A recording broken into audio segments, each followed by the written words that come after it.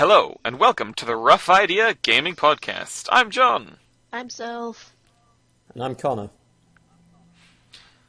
And this week, it's video games. We haven't done one of these in a while, so it's good to be back, finally. And there's a lot of stuff that's happened. Like, a lot. Well, in a very good up way. As well. Yep, new stuff, we're catching up, doing everything. We're going above and beyond. Right, so, Connor, hit us up. Let's just get started. Right, Let's go straight into it. Starting up with some of the earlier stuff from the year. Again, catching up.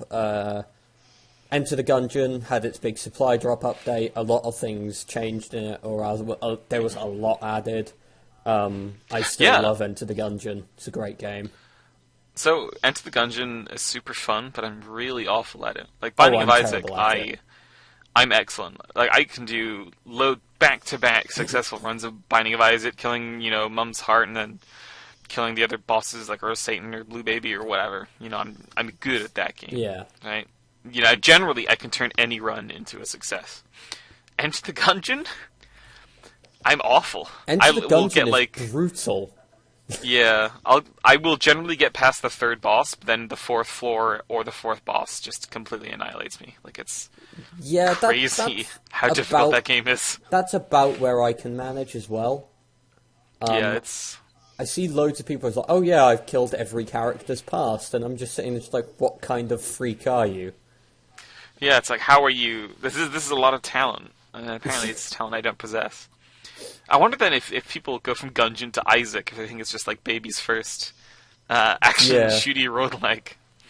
Well, I don't know why. I guess the dodge rolling is such an important thing, but I'm good at dodge rolling. I'm a veteran of Dark Souls and all those kind of games, but I'm just awful at dodge rolling. Apparently, I'm okay, but I'd be interested to see how a nuclear throne player, like a good nuclear throne player, fares in Gungeon. Because I'll play Nuclear Throne fairly often, but I'm not good at it. Yeah. I've not played Nuclear Throne. I've had quite a few friends who are super into it. It's really good. Yeah. There's actually a tangential bit of news related to that, but I'll go back to that. So I've been playing Gungeon since the update, sort of fairly recently, sort of a few runs, and it's been really cool. There's stuff like they're similar to treasure goblins, but they're for keys. So if you kill this key bullet really quickly, you get a key drop. Key drops are more common in general. I think every character always starts with a key now. And you're guaranteed to get at least one bit of loot, basically, in the first level.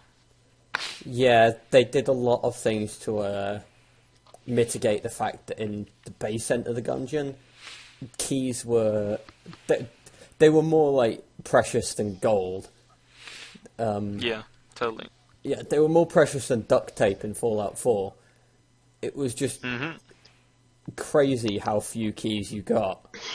But now there's a lot more, you can tell. Yeah, I think another change was the shop always has one in stock as well. I don't think it always does, but it very often does.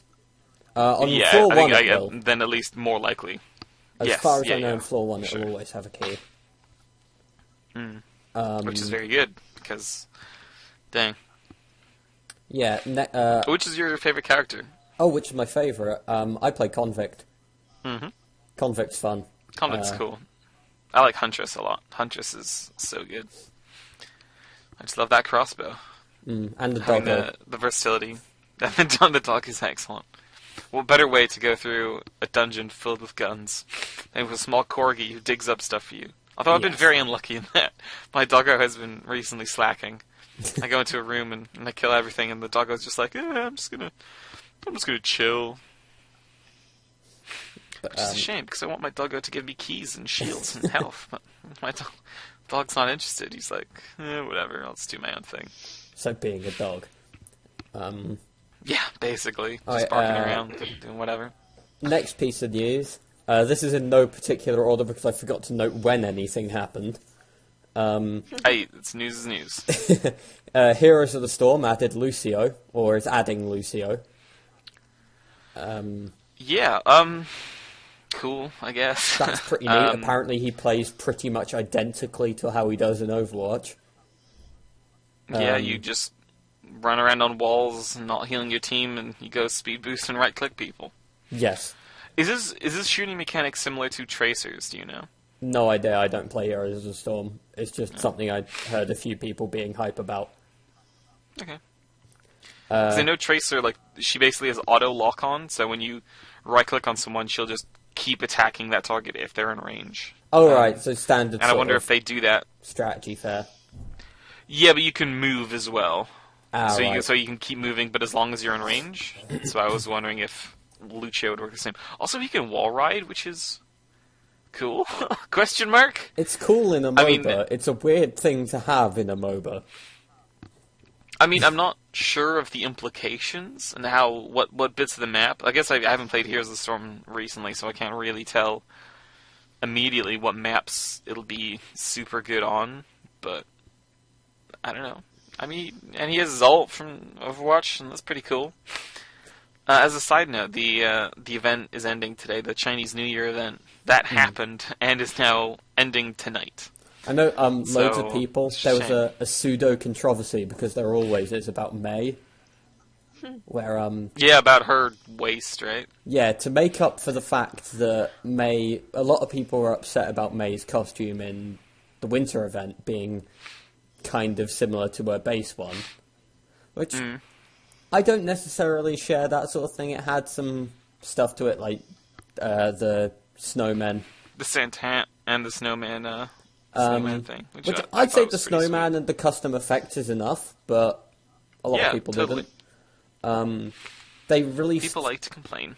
Yeah, they released a much more extravagant new legendary for this time, made it a very prominent thing in the update. Are you happy now? They were. I'm happier. They were even more angry because apparently they slimmed her down.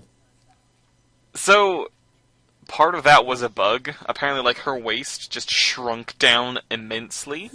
And they said that was an animation rigging bug, and then they fixed it. But then her butt was... Even after that, her butt was, like, really weirdly proportioned, because you'd have, like, back, and then you'd basically have, like, a little shelf coming out where her butt starts. A lot of people are chalking that one up to the clothing. Yeah, I mean, it's fair. But it is just... I mean, the best way to describe it is a shelf. Yeah, it's a shelf. There is some major donk going on. Yep, it's very impressive. The one thing I like to point out is people going about, oh yeah, they've made Mei so skinny, and I just sit there just like, did you see her spray on the summer event? Yeah. She's not a huge character, actually. No, it's just what people forget is that she's wearing heavy Arctic winter gear. That's, that's where she did her work. Yeah, it's like 12 layers of clothing. You're gonna look big no matter who you are in that. Oh, You should have Tracer. Oh, stop body shaming. Yeah, exactly. It's not body shaming. She just has a big old coat. That's fine. Coat shaming. Oh yeah, I'm fine. I'm coat shaming. I'm coat shaming. That's what it is. Yeah, you're despicable. Damn coats. Damn thick coats. Being too thick. Yeah. This coat. Okay, other stuff. Right, Sylth. Oh, Sylth, do you want to do a news? Go. I got my notes. Oh yeah, No pressure. Steam... Oh, shut up. Steam Greenlight is being gotten rid of and replaced with Steam Direct. I am happy about this. So this is good and bad implications. So it's good because finally Steam Greenlight is gone. All these shittily and awfully curated games will no longer be able to Steam Greenlight was a fucking dumpster fire. Yeah. But it was being easy to be able to put games on Steam was both a good and bad thing because it meant like students and stuff, right? Like students and small indie companies or organizations. There's just some people who wanted to make a game and who've worked on it and want to sell it. It's a lot harder for them now because the way the new thing works is called Steam Direct. Yeah. And you pay a charge per game. But with Greenlight you paid a small fee. I think it was like $100, and that got you access to Greenlight so you could upload sort of at will. With Direct you pay at least $200, and that's per game. I thought it was at least 100. No, I think the price range. They've said there's a price range, and they haven't decided 100% on the price, but it's between £100, $100 and $5,000. Yeah, and that's... So I think what they'll do is they'll analyze the organization that is submitting the game. So for the low tier, i.e. like students and like just two guys working on a game, I think it'll be the low end, so like $200. But I think it's a step both forward and back, because it's, it's good that it's harder to get games on Steam, but it's also bad because it means, a lot of indie devs I honestly think make it... a good ballpark would be around £400. So it'll deter the shovelware people enough.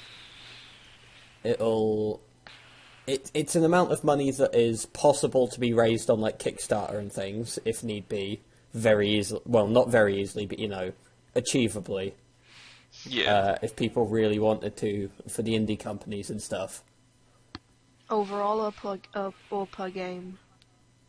It's per game. No, I'm asking Connor. Oh, for Connor's thing. Yeah. Again, per game is fine, because most dedicated developers aren't going to be releasing 12 games a year. Like Digital Homicide. No. Oh shit, I can't say stuff like that, they might sue me too.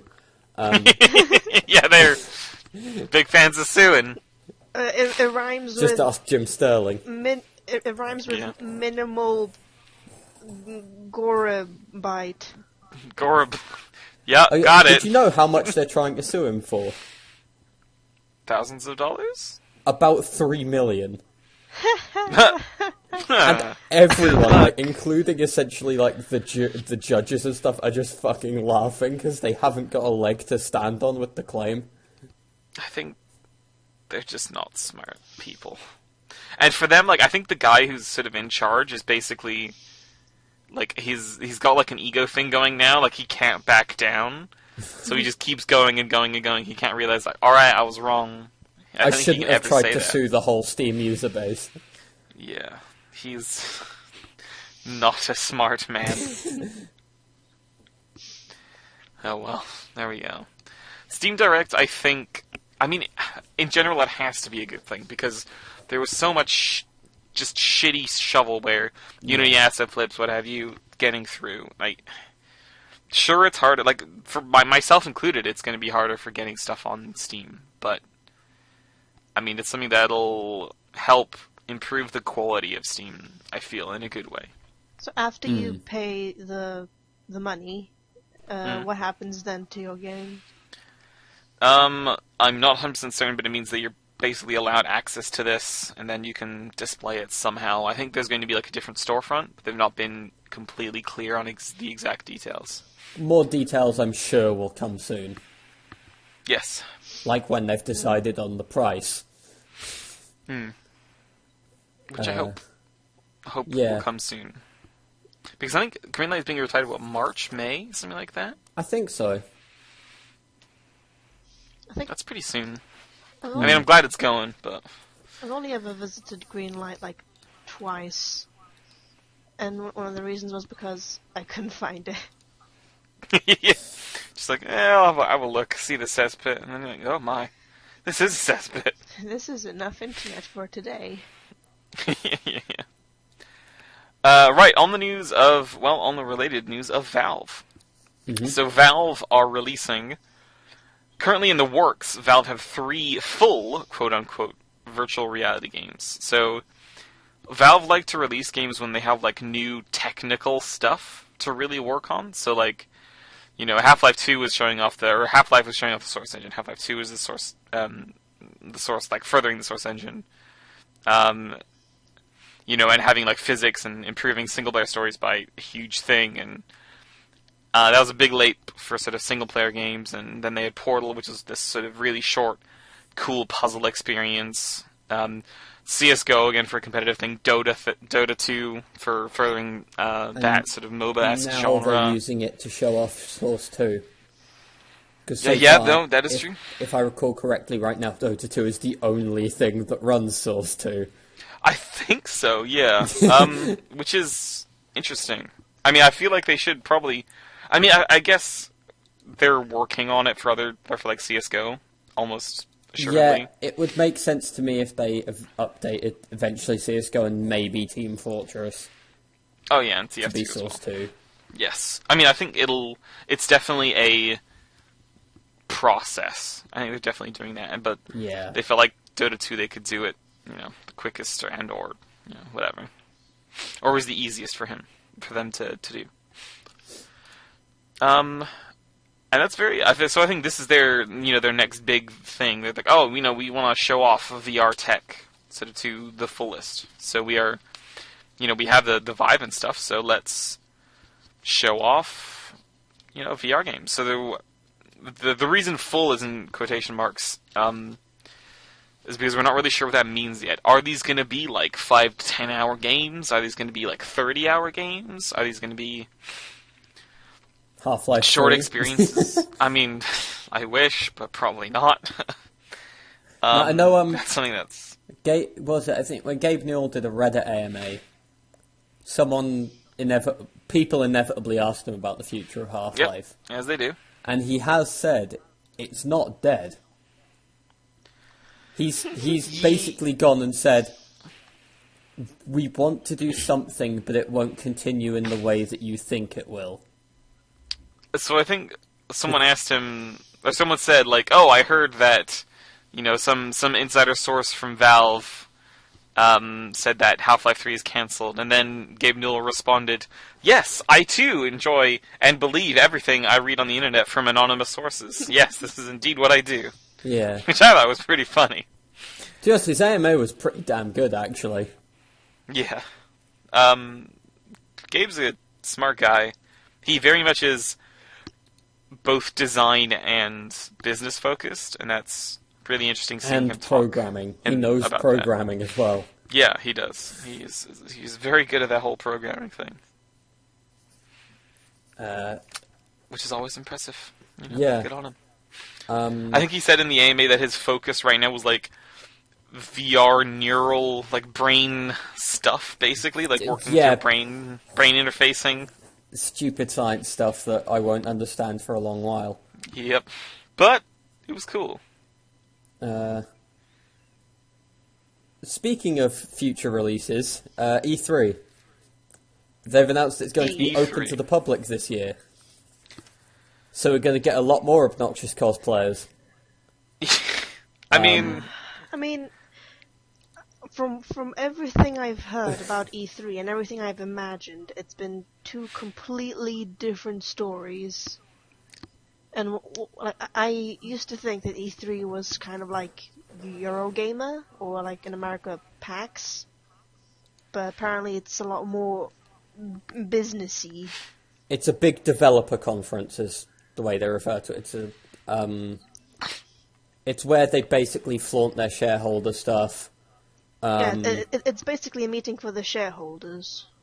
Yeah, Microsoft will undoubtedly release a trailer for a game that's already cancelled. Yes. That is still the shittiest thing they've ever done. They released a trailer. I can't remember exactly which game it was. The one where you ride a dragon whilst wearing Beats by Dre That wasn't headphones. Scalebound. It's one where when they announced it, they knew it was already cancelled. Oh, wow. Oh, wow. Oh, yeah. Which I one can't remember was the that? exact game, but I was talking about it earlier with someone that's stupid shit. Yeah. But, yeah, I honestly don't have that many opinions on E3 being open to the public. It makes no difference to us British people. Yeah, so I've been to E3. So a few years ago, I had the opportunity to go to E3. Now, I had, at least that year, I thought it was quite similar to the Eurogamer, as you said. Like, I thought it was personally quite like that. There was a lot of booths, a lot of stuff to do. I didn't really see that many business people. There was definitely like a layer above everything. Like there was like the 3 big show halls. I may have been 2, but I can't remember exactly. But there was a layer above which me and my friends snuck up to, there were all the business rooms, and you'd sort of walk along, and you'd sort of peer in, and you'd see all these very confined office-esque spaces. Like, I remember seeing Riot Games there, which was really cool because we were super in league, so we talked to them, and they were like, oh, hey, guys, are you here for a meeting? Have you booked a meeting? We're like, no, we're just looking around. Like, oh, you know you're not allowed up here, right? And we're like, oh, okay. But then they gave us some skin codes. They're like, here, take these. I'm glad to see your fans. We're like, sweet, thanks, man. That was pretty cool. Enough to sneak in. Yeah, basically. Or apparently just walk in and no one stopped you. I mean, so when we walked down, we kept walking. Then there's some security guards who noticed us. We're like, do you have any meetings you're ready to be going to? And we were like, no, we're just looking around. Like, oh, you know you can't do that, right? So that was interesting. What, was there not any signs or anything? No. There really At least should not have that been we signs. saw. It was a good time, though. It was a good time. I wish security was that lenient at Eurogamer or EGX. Yeah. The 18 plus section, it's so hard to get into. You have to bring ID because they are so careful about not letting under 18s into the 18 section. Yeah. It was so annoying. I mean, with good reason, I guess. Yeah, right? Yeah. What were we talking about? Oh yeah, E3. E3 but, public. Yeah, the public opening thing is fine, but they still won't get access to the conferences. The press conferences. Yeah, the press conferences, which is basically the big reason why people watch E3. Yeah. Well, people would want to go. So again, so when I was there, we weren't allowed to go to the press conferences. But I mean, we were there for 4 or 5 days just doing E3 stuff, and there was still a lot going on. So, like, there's a lot of games. I mean, the lines are hell. Like, I think we were in the queue for Rome Total War 2 for like 2 hours. The queue for Final Fantasy 14 was like 3-4 hours. And now the lines are going to be even worse. Oh yeah. I mean, I find it really, when people say like, oh, it's just, just this business thing. The one year I was there, it was really fun. Like, I really enjoyed it. There was so much going on. There were so many freebies, very important. And I have a souvenir from there. So in the Final Fantasy 14 booth, when they were showing off the parts of the MMO, like the Realm Reborn, like redo, the demo they had was basically like a raid boss demo. So you and 10 people would go in, and because we were all from the same group, we got 10 of us as like friends all together, and we got in at the same time and got in, and it was awesome. And so the boss, like, it was about a 50% completion rate on the boss, and there was like a timer and everything, and it was crazy. And we wiped, and then we got another try, and we killed it. And if you kill it, you got like a special card, and you take that to the Square Enix booth, and then they give you a polo shirt, a Final Fantasy 14 polo shirt, of which there only exists about 350 in the world. So, nice. That's my claim to fame. Your claim to not fame, but yeah, I mean no, but I mean I have something cool. kind of rare. Yeah, well, very rare actually. It was a really fun time. It was the whole thing was fun. I mean, $250 worth. If you don't live there, I mean, it's hard to. Yeah. Like I went because it was to me it was a once in a lifetime chance.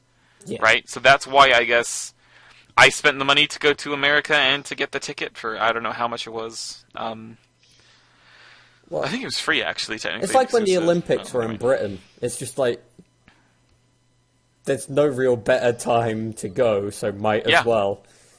I mean, you're not going to have the chance to do that kind of thing again. London is not going to be the host of the Olympics for quite some time, so why not, experience it? And it's cool that I think it's fine that they're letting people in. I don't think people should get their hopes up. Like I was listening to the Call Optional podcast, and they said if you want to go to an expo that just play games and play new stuff, then PAX is better. So if you're in the States, then probably PAX is a better shout. But E3 kind of has that allure to it. And here, I'm not really sure what there is in the UK. I mean, there's MCM, but EGX. I mean, it's not really. I guess. Yeah, Eurogamer Expo, EGX. To an extent. Yeah, Insomnia as well. But I mean, none of these are as big as they are in the States. Oh no, but to be honest, the gaming market, even though it's like big in the UK, on a world scale, it's fairly small. Yeah. Most devs don't give a shit about the UK, really. Yeah. I mean, that's why Gamescom is in Germany rather than the UK. The mass European market is way bigger than the UK market. Yeah, totally. Um, Well, I mean, I think it's cool, but it's definitely still nothing for everyone, because it's like $250 for a ticket. mm. But you do get a lot of freebies, and I want to point that out. There are a lot of freebies. That loot. At least when we were there. There's a lot of loot. I got a lot of free stuff. And quite a few times, there was like, they had a rotation of people giving out certain freebies, so you'd go, and they change every few hours, so we just rotate. So, 3 hours have gone. Oh, the new booth girls are going to be there, so we're going to have new badges, so we're going to walk over, get some more badges. It was a good time. It was a good time. We made the most of that. Speaking of those big sorts of events, perfect segue, clearly. Mm-hmm. Evo. Yeah. Evolution, the big fighting game tournament. If you didn't know, they released their lineup for what's going to be having tournaments this year. And the interesting thing is the 9th slot. Because this year, the 9th slot was up to fan vote. Yes. Or rather, which fan base had the most money. Yeah, because it was donations, right? It was donations. It was to charity, so yeah. that side. But more than anything, it was which fan base had the most disposable income. So Marvel won. Yeah, I mean that's gonna win. To the surprise of like maybe one guy. Yeah, who doesn't really realize Marvel's a thing and realize the Twitch memes that Marvel owns. Which means the full Evo lineup is on the main stage. There's Street Fighter V, there's Tekken, there's Guilty Gear. Then there's also Injustice 2, Smash Melee, Smash for Wii U, BlazBlue Central Fiction, King of Fighters 14, and now Marvel. Marvel. The stuff that was actually up, though, to be a tournament in that 9th slot was quite interesting. Because there was some of the more clear ones, like Mortal Kombat XL, there was Killer Instinct, Street Fighter 2, Pokken Tournament, which came a very close second. That's a shame. Pokken is pretty cool. There was the one I wanted, which was Skullgirls, because I love Skullgirls. Man, that would have been really cool. Yeah, I know, right? Skullgirls is like one of the few fighting games I'm actually good at. It's a really good game. It's really good. It just doesn't have the people playing it. No, it doesn't. It has Sonic Fox, but that's it. Yeah. Then there was Marvel, of course. But the last three were interesting, because one of them was ARMS. Okay. Which is really weird, because I didn't think anyone would be good enough to play it at EVO yet, you know. They wouldn't have, cracked that game open because it's not out anywhere. I feel like not many people have played that and be good at it. There was Windjammers. Oh, Windjammers is sweet. That's it's like a frisbee game, but you just throw it and you score, and it's crazy. It's a crazy frisbee game, and Nidhogg. And Nidhogg is awesome. So those bottom three were really interesting. None of them had a fucking hope in hell of getting in. Oh no. But definitely not. It's really interesting that they were there and considered and got votes. Not many, but they got votes. Yeah, and I mean, I still think there should be little side events which have those games, because those games are really fun. And there'll be side tournaments. At EVO last year, there was a side tournament of Catherine. Yeah. Catherine, really? The puzzle game? Yeah, because it's got a competitive mode. Oh, really? They play it, and they had Soul Calibur they'll have at side tournaments, which is sad that it's only at side tournaments, but Namco Bandai doesn't give a fuck about Soul Calibur, and I will never stop complaining about that. One year they had Splatoon as well, which really confused me because it's a fighting game event. So, I mean, Splatoon's awesome. I love Splatoon. I mean, but it's I a don't good think, game, but it's not a fighting I game. don't think it's... Yeah, it's not really a fighting game.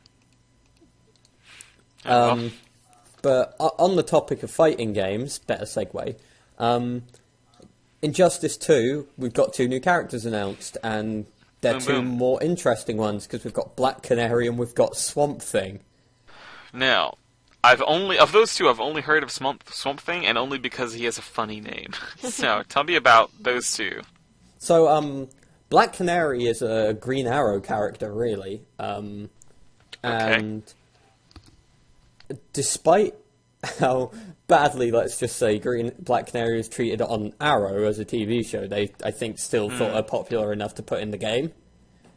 Because the CW TV shows are going to heavily influence who gets into Injustice.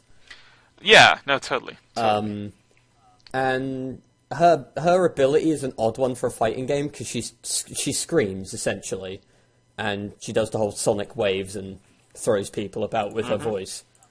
So what they've done is they've made her a grappler. Okay. Explain? She just grabs people and throws them about and will occasionally scream at them. Just... I mean, I feel like she's the perfect candidate for being a projectile character. There's enough whatever. projectile characters in Injustice 2. We don't need more projectile fair enough. characters in Injustice. Alright, I mean, I've not played Injustice very much, so sure. And then Swamp Thing is also a grappler, but Okay, cool. he's a big dude made out of plants who I think throws Swamp cars Thing's and shit, awesome. so him being a grappler is totally fine, and it's really cool Yeah. because it lets me relive the shitty, campy movie. Yeah. Swamp Thing is just neat. Yeah, He's a Swamp Thing. yeah, he's a Swamp Thing. I mean, when it comes to Injustice 2, I still want Spawn. Because Spawn. Yeah, sure. And Ed Boon has teased Spawn. Please, Ed. The main thing that will make me get Injustice 2 would be if Spawn was announced. Yeah. I want Spawn is sweet as hell. Anyway, on the topic of superheroes, Yes. And Square these segues, Enix. we're rocking it. We're rocking it. Square Like Enix sandpaper. are making an Yeah. Avengers game. Yeah, so they had a deal. Yeah, and the funny thing is, I've seen comments that are going, how about they make a fighting game? And I just sit there, it's like, you don't understand who Square Enix are, do you? yeah. They already kind of are in a deal with Capcom with that, so... Yeah, it's almost like, maybe Marvel might be having a fighting game coming around the corner, maybe. Marvel in Infinity... I don't know. Marvel very long, big. As long as it's all the Marvel heroes going on a cross-country trip in a car, and they all look like boy band members, I'll be fine. Yeah, it will be Avengers Fantasy 15. Yep. It's just going to be Final Fantasy 15, but it's got them, all the Avengers heroes is just pretty boys. Yeah, it'll be Captain America, Tony Stark, Thor. the Hulk, and Thor. And Thor, surely. Yeah. in And a we'll have, convertible, driving around. The little one with the blonde hair, Prompto, who takes the selfies, that's Hulk. Yeah. So when he's not in Hulk, he's is like, the one oh, who'll taking burst through a selfies wall and and go, I've got a new recipe. shit. Okay, no, yeah, that's good too. I like that. But yeah, it's just like, it's gonna. I want to see what kind of RPG it's gonna be, because it's not a big prediction to say it's gonna be an RPG. Yeah. I mean, I don't know what kind of game they could do. So the shoe-in would be some kind of like top-down-ish action game, or like third-person kind of action game. And I reckon something like that would be pretty cool. What else Well, is... the interesting thing is the branch of Square that are making it. It's Eidos. It's the team from Deus Ex. So we're gonna have Deus Ex Human Avengers. It's gonna be a crossover. Adam Jensen, I didn't ask for this, and Captain America solve mysteries together. It'll just be the Hulk sitting there going, "I never asked for this." Yeah. I think that'd be a good time. No, it's gonna be Marvel Life is Strange. That's way better. No, we're doing a Life is Strange game. That's much better. Life is Marvel. Marvel ... us. There we go. And then it's actually, title. they're not emo teens. They're not emo teens, they're like happy-go-lucky teens. Oh, gee whiz, Captain America. Isn't life hard in my huge robot suit? I can throw a car, but I can't throw my feelings away. Yeah, exactly. Let's This go. good. Let's go chill out at the malt shop. That's beautiful. No, the shawarma writing. shop. Shawarma. The shawarma, yeah, it's gotta be shawarma, yeah. Don't be dissing us. Or Thor will literally use a hammer made out of, like, elementium and just kill you. He'll just flat out kill you. All of us can kill people. Don't be ridiculous, John. That's violence. We need emotions. We need, He'll kill you with his wait. emotion hammer. Yeah, there we go. It's the Mjolnir. feel hammer. Instead of thunderbolts, it throws feels at people. Jeez. Anyway, Sure, news. Right. News happened. 2 big game releases. Okay. Oh, Syl's got something. No, go Sylph. Shut up. News that didn't happen. Persona 5. That didn't happen. Yeah. Yeah, it didn't. Yeah, it was me supposed sad. to come out tomorrow, and it didn't. But Everyone was going to be happy. yeah. But what is coming out is For Honor, and that's a segue for you, Connor. Yeah, sure. I wasn't going to talk about For Honor, but fuck it, we're talking about For Honor. I'll do it. I'll do it. Okay, So, John, do it. He's okay, he no. loves So this I played game. the beta. I love this game. I'm not sure if I'm getting it or not because I don't know. But the beta, I played the beta a lot. Started on Friday, ended on Sunday, and I had a fucking blast. I've heard you get it's to play, kind of jank. So but it's jank in a really good way. So what I thought it would be, it'd just be like a super spammy kind of game and with not really any thought or tactics to it. But it's basically a 3D fighting game. And it's really cool. There are crazy combos. There's characters with infinite combos. You have supers. There's, like, parries. This game is a fighting game through and through. And the combat system is really satisfying. Because, in Street Fighter, when you use your super on someone and they just kind of fall over, in this, you just fucking decapitate someone. You get your two-handed axe and you smash it through their neck. And their head just falls off. In a spray of gore, and it's incredible. So you're the combat kind of is rich and complex. about that. I'm super enthusiastic about it because it's a really cool game. Every single character plays differently. So, what I was really worried about is that there's seemingly like 4 different classes, quote unquote, of character. There's like for each faction. So like the 3 factions are Vikings, Knights, and Samurai, basically. So every faction kind of has like the super, slow, heavy hitter. Every faction has the very quick, agile kind of character. Every faction has like a sort of sword and shield kind of thing, which is more defensive. Every character has like a two-handed weapon user who's, fairly nimble, right? And I was really worried every class or every faction's character of those would be similar, but they're totally different. Like, all the different sneaky characters, for example, all of them are very, very good in different things. Like the Japanese one, the samurai's one is called a Nobushi, and she has a spear. So she's much more about poking and zoning people. The medieval knight one is much more of like a traditional sort of rogue instead of like a character who likes to go all in. She's like a super combo heavy character. Like you want to go for it. The berserker one, the Viking one is called the Berserker, and he's like a rushdown character, and they're the character who has an infinite combo, which is pretty nuts if you can get it off. It's very hard to do, and you have to basically There's a lot about like mind gaming people's blocks, because the way it works is you lock onto people and then you attack in one of 3 different directions with light or heavy attacks, just sort of as a basic thing. But while you're holding that direction, if the other person is like holding their cursor in that direction, they'll block. So with that, you sort of do that. But then if someone's just block spamming, you have a guard break. The guard break can lead to lots of different combos. There's environmental kills. So if you're like battling out on a sweet like dueling bridge, if you just guard break someone and then you just push them off the bridge and you instant kill them. Like, For Honor, I came into it expecting not a lot, and I came into it expecting a really shallow experience, which is kind of just gory. But like, this feels like a game where you like main a character and you learn their ins and outs. You learn character matchups in a way that you do in fighting games. This is a 3D fighting game with a sweet-ass aesthetic. The setting is awesome. It's going to have a single-player story as well. And I dig that game. For Honor is super sweet. Cool. All I remember was that it was developed by a man with a beautiful beard.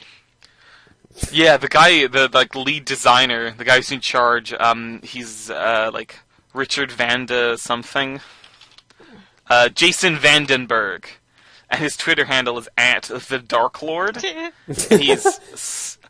I mean, that may seem edgy, but he's just this guy with a walking stick and a huge-ass beard, and he's so sweet, and whenever he's like on stage and stuff talking about it, he's super passionate, and he likes to get people riled up, and nice. Man, it's cool. He's a good guy. The whole game is fun. Like, if people were on the edge about it, like, if people dig fighting games, this is like that. This is a more AAA, like, big fighting game release. I wouldn't call this like a hack and slash or like a Call of Duty kind of game. This is a fighting game through and through. And it's really interesting and done really well. Nice. Cool. Anyway, there are 2 big games that came out fairly recently, and by fairly recently I mean one of them came out like the better part of a month ago. I mean, pretty recent. Yeah. They are Neo and Resident Evil 7. Yeah. Both of which have come out to like universal acclaim. Everybody loves them. Which is makes me very happy. Neo, because I love Dark Souls games. And Dark Souls games like even Lords of the Fallen, Dark Souls 1 to 3, Bloodborne, and now Neo. Yeah, and apparently that game is incredible. It's got that sort of Souls element to it, but it is very much its own beast. Yeah, I've heard it's compared as well to like Onimusha. Yeah, it's got that sort thing. of more vibe to it because as someone who's played all of the Dark Souls games and beaten all of the Dark Souls games and stuff, and seen enough of Neo, I haven't quite played it yet, but one of my housemates has it, so I've sat in on them a time or 2. And Dark Souls is a very different dynamic. Because everything's very open, everything's a lot more patient. Well, there is that patience in Neo, it's a lot more rewarding aggression and breaking your opponent's stamina.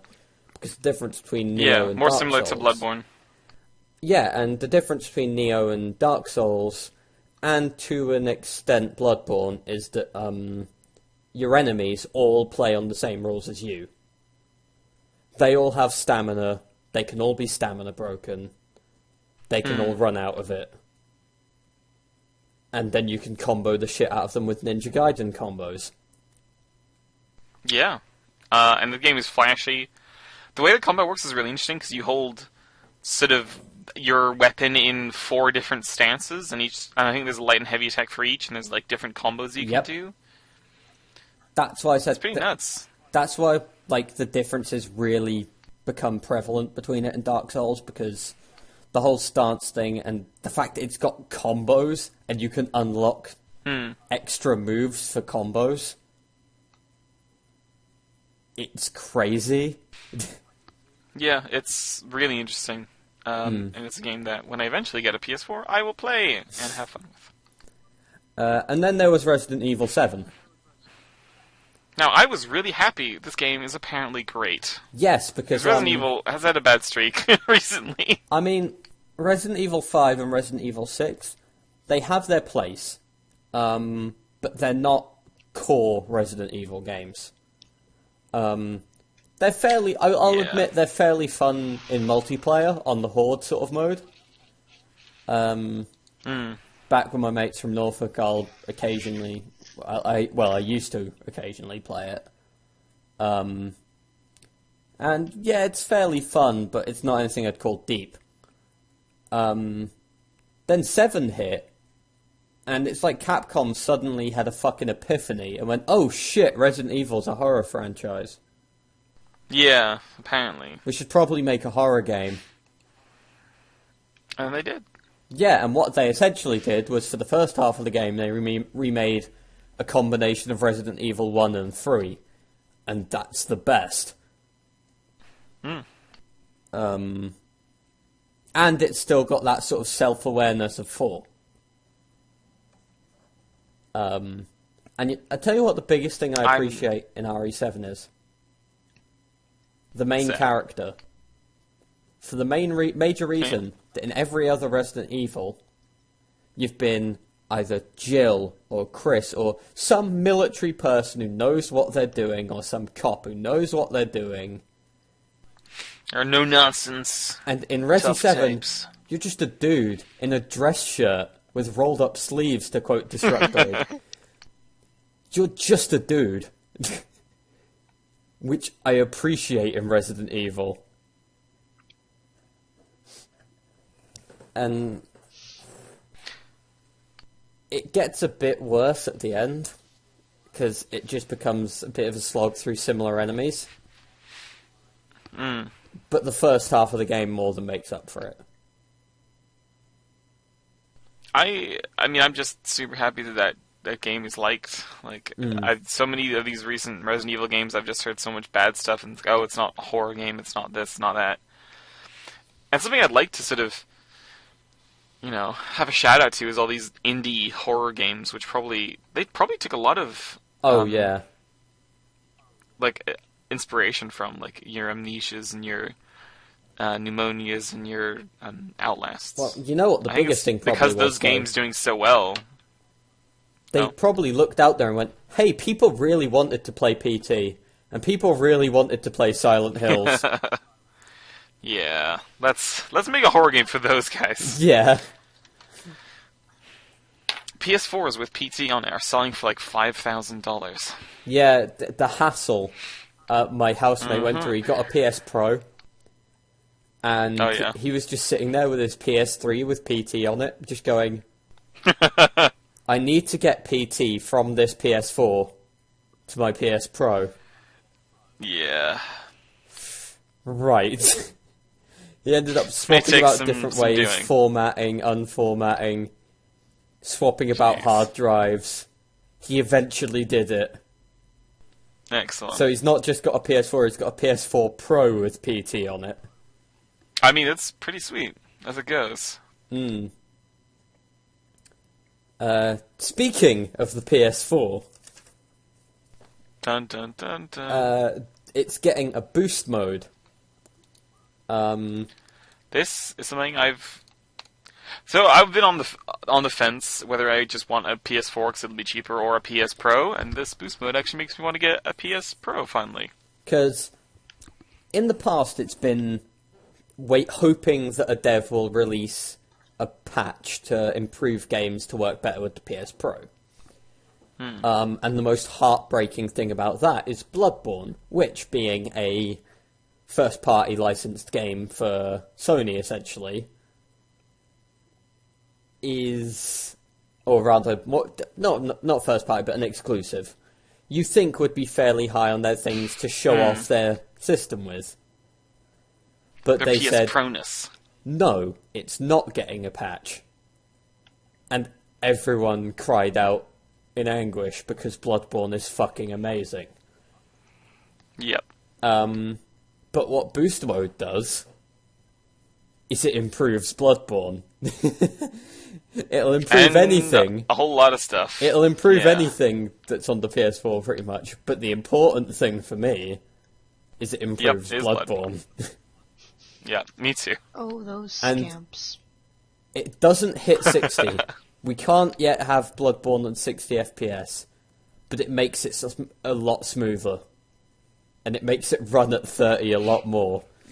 Yeah, I've heard that it means that Bloodborne runs fairly consistently at 30. Like, a lot more consistently than it did before. Was an issue. Yeah, I mean... Mostly in boss fights, because particle effects. But it's good now. Thank God. And it's going well. I appreciate that. Thank you, Sony, for making it better to get a PS4 Pro. Alright, Sylth, do you have any more news? I don't think so. Right. Okay, cool. I've got 2 more little bits, and then we can get on to the big thing I want to talk about. Yep. First off, Fire Emblem Heroes. I've spent too much time playing that game. It's fun. It's something about they've just boiled down Fire Emblem's gameplay to a saturate. And then they have the addictiveness of collecting shinies. And me in star trying form. for 2 weeks to get Hector. And then I got him. And then I found out he's one of the most horrendously overpowered things in the game. Because you have a good time.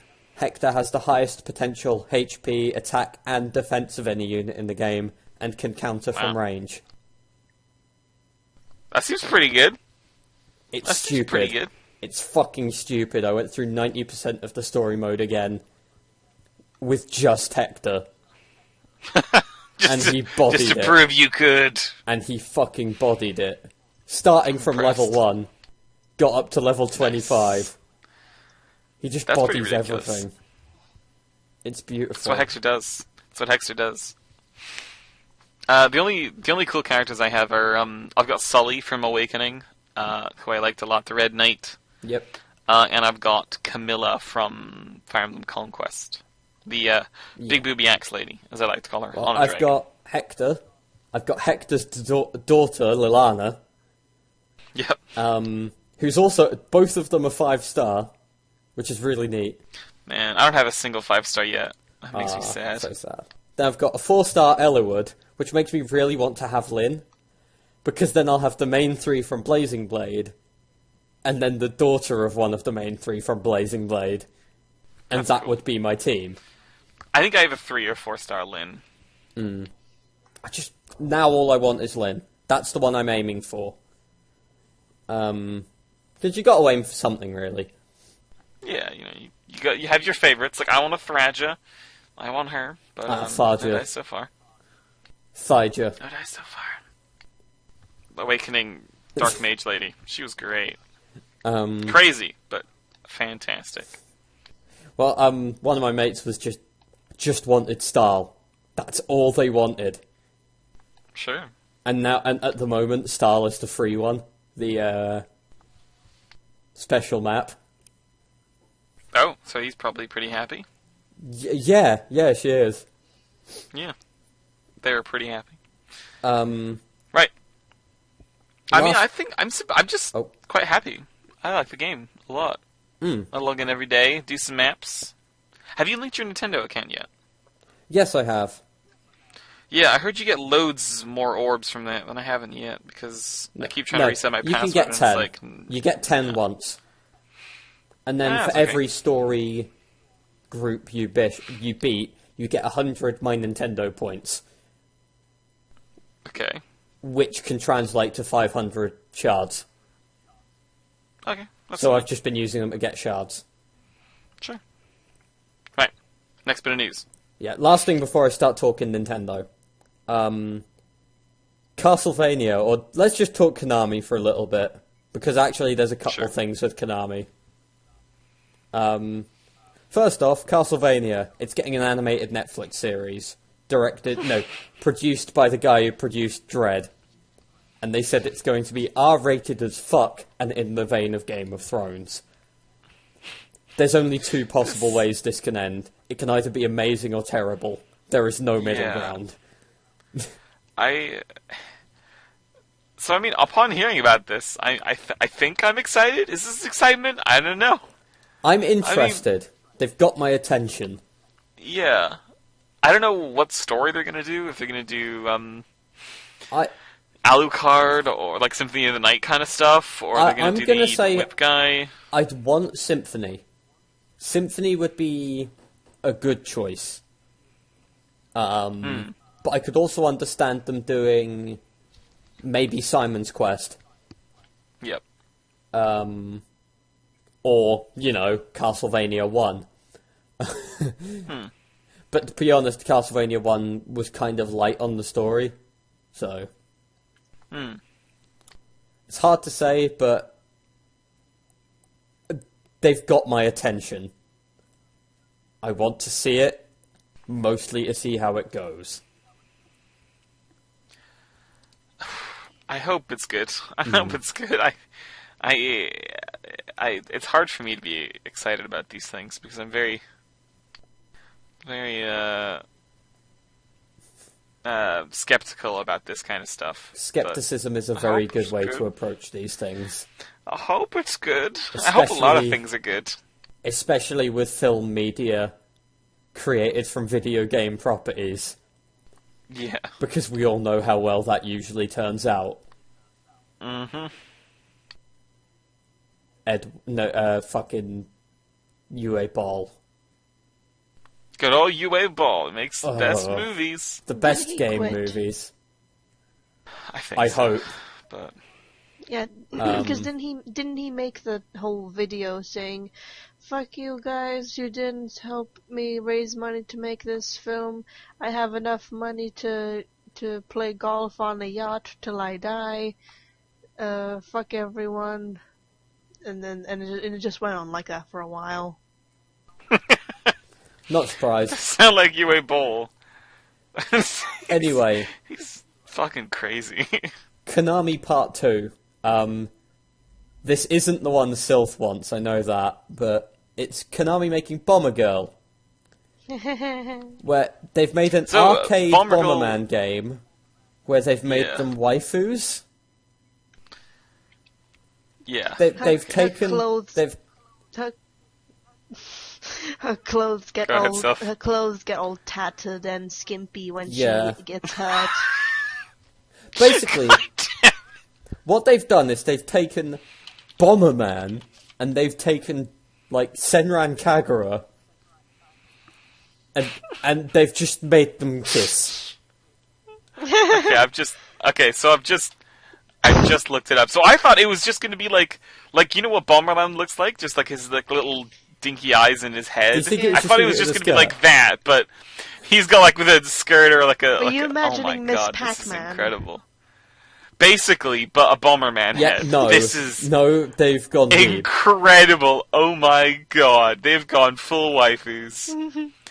And they've made the waifu wars real, and I have no idea why they've done it. I mean, the Muns, right? It's got to be the Muns. And to be fair, it's gonna make a lot of money out of waifus. It's gonna defecate funds. Yep. I mean, if you want waifus, they're a good way to make money. If you want to make money, just boom, tits. Yep. Get some sexy anime titties on there. Makes the Muns. It does. And you're good. Yeah. Yeah. You can then move on to the merchandising business. There's some plushes, some body pillows. Go crazy with it. And anyway, that's amazing. Konami News Part 3. I've been busy. Metal Gear Solid 5: The Phantom Pain. Truly the best news to come recently out. It's to come recently out. As the indeed. name. Yep, that's what I meant. There is a porn parody of Metal Gear Solid 5. That, and I will only cite my source as Jim Sterling. Yep. is Me too. incredibly well written, apparently, because it keeps actually making references. It's just... It makes a Snake They did Eater it with reference, Overwatch. because of course it does. Of course. I mean, the Overwatch one was apparently pretty good as well. But this one... I don't know. This one apparently takes the cake. As I said, my only port of call for information on this shit is Jim fucking Sterling, son. Yep. So... I'm glad they're, putting in the effort to really make a good, a quality good effort, film a good show out of it. experience. Yeah. I'm glad. I'm really glad that they did that. Yeah.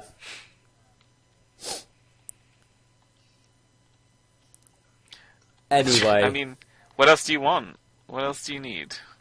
It's what was it? Metal Rear Solid, the Phantom Peen.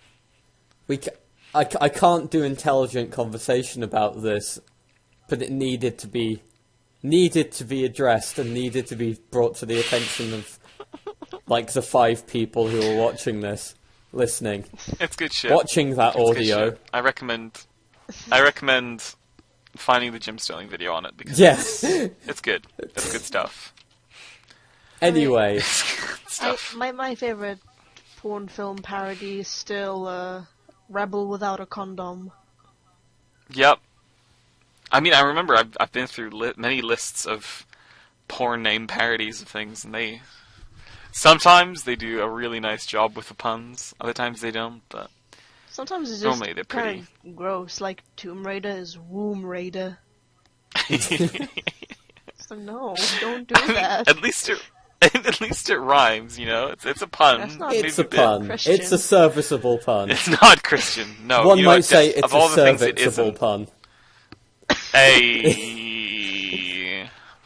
On that bombshell, let's move on. Speaking of hands-on, Yep. Good. Nice. Nailing it. there was a recent event for the Nintendo Switch in Birmingham, and me, living in Stoke, was in the perfect place to go and see it. So my friend went to see it, and he sent back his impressions of it. Gives the lowdown. Yeah, it was a dance club. Don't know why it was at a dance Nice. club, but it was. Clearly, it's the only way you can experience. Yeah, experience the Switch. First thing he played was Splatoon 2. Oh, Yeah. Or Splatoon.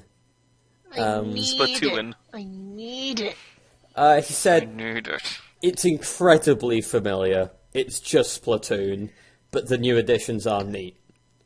Awesome. And he played it with the Joy-Cons, just the solo Joy-Cons.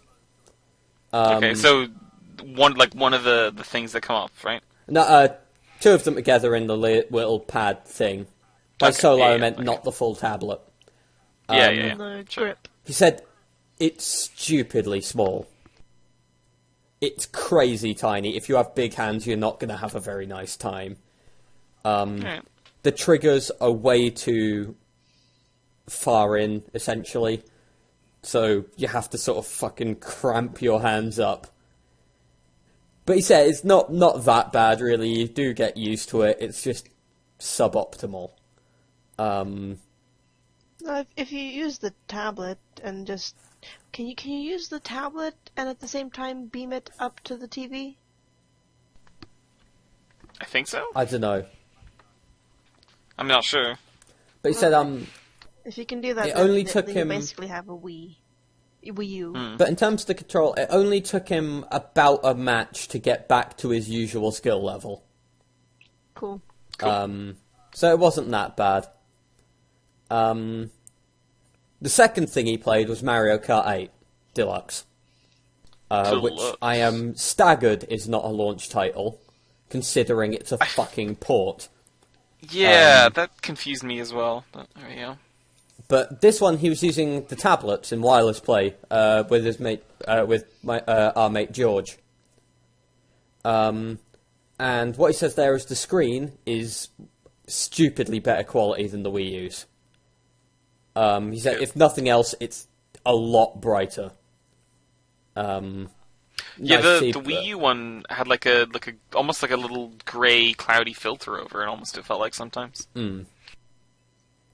Though what he does say, being totally honest, he found the Wii U the Wii U gamepad more comfortable to hold than the Switch.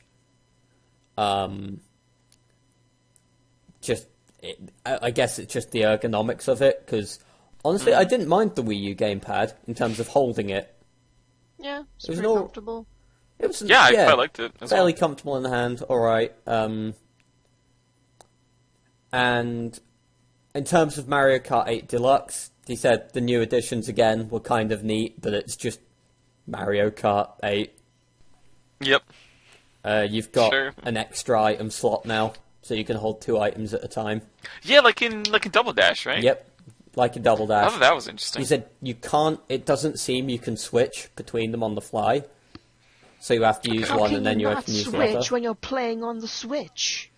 Yeah, I feel like it's a missed opportunity. Yeah. Like, what the fuck? Then, so it does still mean that you'll get people with, like, pocket boom boxes sitting in first. Yeah. But yeah, and then he said his biggest surprise was ARMS, where he said it was the most fun he had in the whole demonstration. The motion controls were fast, they were really well done, really responsive, felt really natural to use. He says the game is very quick, it's got a fast pace to it, and its fighting mechanics are actually surprisingly really deep, apparently.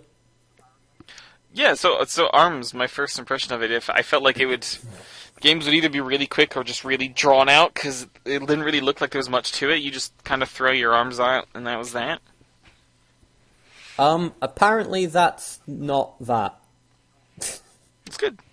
Good to hear, honestly. What I'm really happy about is the fact you don't have to use the motion controls. I've heard the motion controls are alright, but I don't really like them in general. Sure. I mean, I'm happy to be proven wrong. I'll give the motion controls and ARMS a try, but yeah, totally. I'm not really gonna say that I'm a fan of motion controls on the whole. Sadly, he says he didn't get much chance to play because he got accustomed to the controls so much faster than George, and they were only allowed to be there for a best of 3, that you fucking annihilated him, and that was all they were allowed to do. It's like, man, you're too good. We gotta take it to the best of 3. You gotta let me win this one. Yeah. So, he got to try 1-2 Switch, and got to use the HD Rumble. The milking game, right? That's the milking game? He sadly did not get the opportunity to play the milking game. The one he mentioned was because of the HD Rumble, the ball counting minigame was apparently way more involving than it had any right to be. I mean, so a lot of that shit looked really lame, like during the videos. But I mean, if people are having fun with it... Well, apparently it did actually feel like holding a box full of ball bearings. Again, that's pretty sweet. So, yeah, I can't really imagine that well right now. I mean, to me, it still sounds completely stupid. To me, it sounds like the outside of tech demo stuff, it'll almost never be used. And all it's done is drive up price. But there we go. I mean, so it might just be nice to sort of have more feedback if you're in a shooting game or something like that. Yeah, I think How did it'll people probably react be used to subtle regular stuff. Rumble when that first came out? That was like the N64, right? That Rumble pack? Yeah, and what did people think of, ooh, my controller vibrates? That's not really my generation, but I think people got hype. I mean, it was probably quite... I mean, as far as I'm aware, people either liked it or didn't. Like, I'm in the camp of, I don't really give a shit. Like, I don't really notice it that much. Yeah, the main thing I like about the Rumble is that on the Xbox controllers I have, they light up when it rumbles. and each controller I have lights up a different color.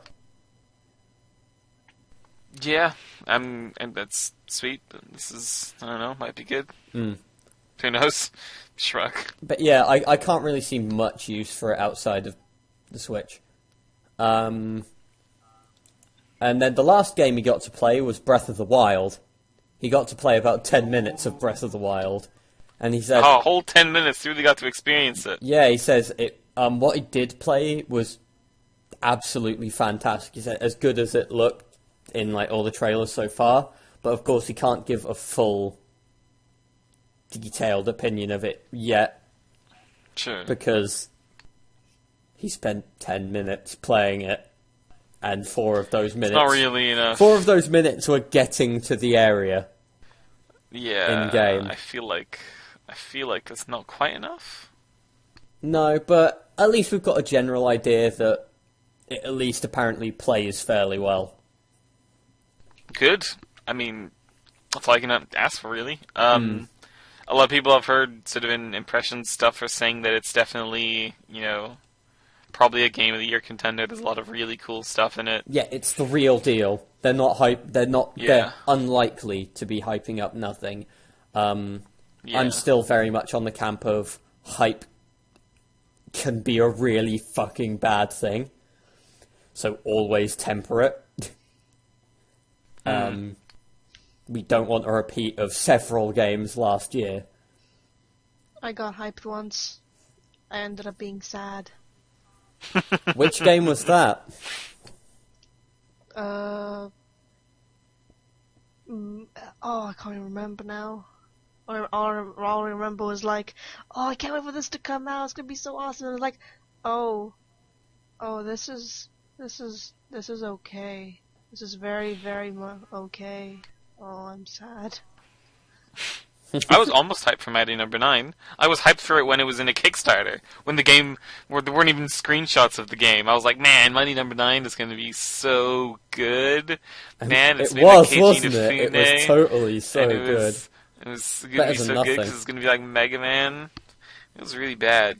Yeah. I don't know if I've expressed my opinion on Mighty Number 9 on this podcast, but Mighty Number 9 was really I bad. think the game I was hyped for was Resident Evil 6.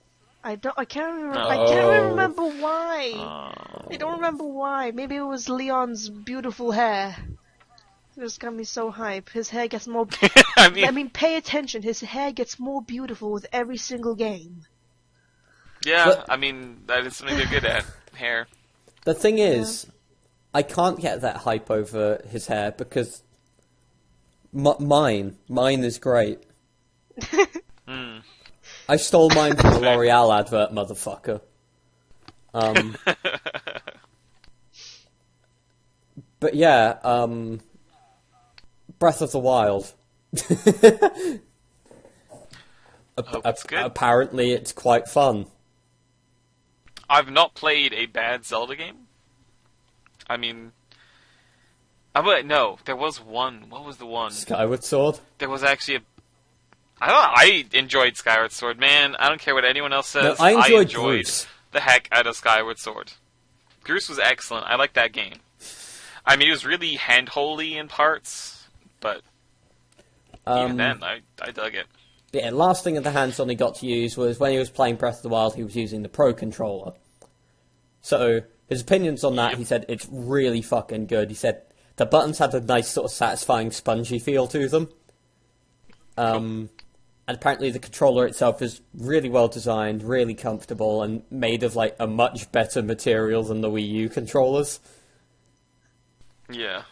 So, positive opinions all around there. I've heard some spotty things about the build quality in general. Apparently it's not the best, but Ethan didn't really have anything to say on the build quality, good or bad, so I can't really give any more elaboration on that one.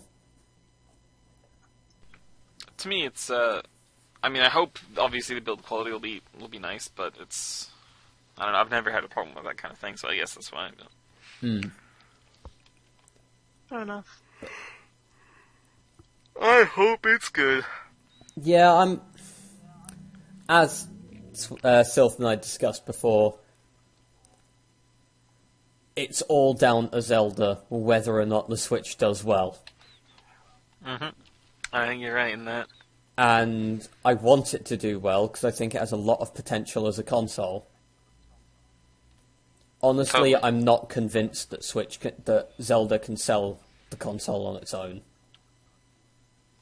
I mean, but it has before, though, right? Yeah, it's I mean, possible. When Wii came out, there was only really what, Twilight Princess and Wii Sports. Wii To be fair, Sports, I people think, love is what Wii saved Sports. it. Yeah. But Big first-party Nintendo games sell consoles. That's what they're good at. they need the third-party support for this one. They're stepping up to essentially try and compete with the other big boys. I mean, they keep saying how they're gonna have loads of third-party games and how there's 80 third-party games in development or something like that. Yes, they did say that, but if you look back, they also said that for the Yeah, Wii they U. also said that for the Wii U, and then none of those games came out. But Yeah, I'm it's like- hopeful. Let's call it cautious optimism, or Yeah. no, cautious optimism or reserved pessimism. Either or. Yeah. Let me have a dream before you crush it. No, we can't have nice things. Sean Murray taught us that. Who else taught us that? Peter Molyneux, I guess. Yep. No, that's. Oh, Peter Yeah, Molyneux. I guess David Cage, or do we don't expect things from David Cage anymore, do we?